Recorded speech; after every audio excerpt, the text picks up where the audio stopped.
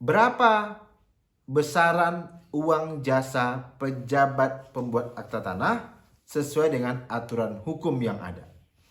Rekan-rekan semuanya, kita mesti mengenal profesi PPAT gitu ya. Biasanya seorang PPAT juga sekaligus seorang notaris walaupun tidak harus begitu ya.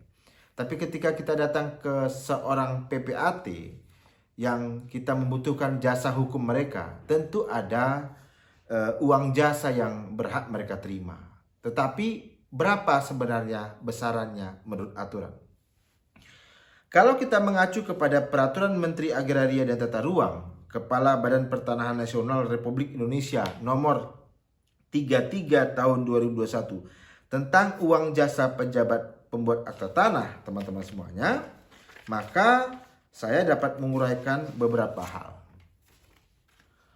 Uang jasa pejabat pembuat akta tanah dan pejabat pembuat akta tanah sementara atas biaya pembuatan akta tidak boleh melebihi 1% dari harga transaksi yang tercantum di dalam akta.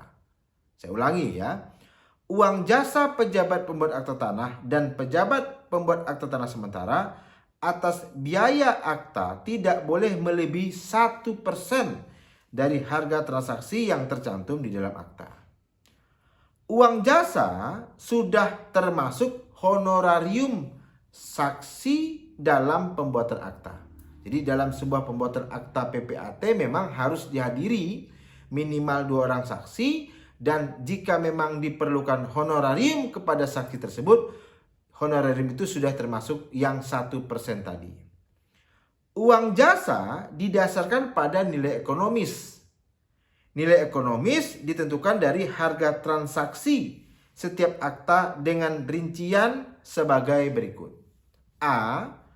Kurang dari atau sampai dengan 500 juta rupiah, paling besar 1%. Jadi tidak otomatis yang 1% ini untuk semua nilai transaksi, tidak. Untuk nilai transaksi kurang dari atau sampai dengan, jadi 500 juta ke bawah, paling banyak sebesar 1%. B. Lebih dari 500 juta rupiah sampai dengan 1 miliar rupiah, paling banyak sebesar 0,75%. Jadi kalau dia nilainya 500 juta sampai 1 miliar, itu paling banyak 0,75%. C. Lebih dari 1 miliar sampai dengan 2,5 miliar rupiah, paling banyak sebesar 0,5%. Ya, jadi kalau dia 1% sampai 2,5 miliar, 1 miliar sampai 2,5 miliar, itu 0,5%. Dan atau D, lebih dari 2,5 miliar atau 2 miliar 500 juta rupiah, paling banyak sebesar 0,25%. Jadi skemanya adalah kurang dari 500 juta 1%, 500 juta hingga 1 miliar 0,75%, 1 miliar hingga 2,5 miliar 0,5%, lebih dari 2 miliar 500 juta adalah 0,25%. Dan itu harus memperhatikan juga ketentuan begini.